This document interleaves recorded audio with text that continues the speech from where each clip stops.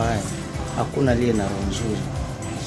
Iwapo tu umekubali wokovu wa Bwana Yesu.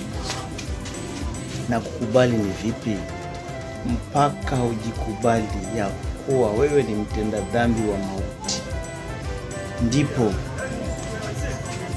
kidogo roho yako itakuwa ina nafuu, kwa maana utakuwa umetegemea ubatizo wake, utakuwa umetegemea kuja kwake kwa maji kwa Roho Mtakatifu. Hizi zote itakuponya. Kitu ya kwanza ni kukubali, ya pili ni kukiri wewe ni mwenye dhambi wa mauti, ndipo utakapokuja kukombolewa. Ukiangalia katika kitabu ya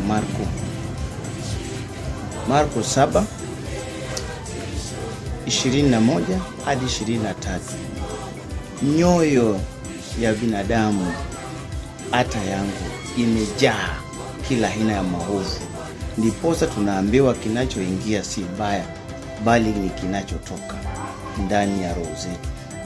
Tujichunge na tujichunge sana, ikiwa tunahitaji wokovu wa Mungu wetu.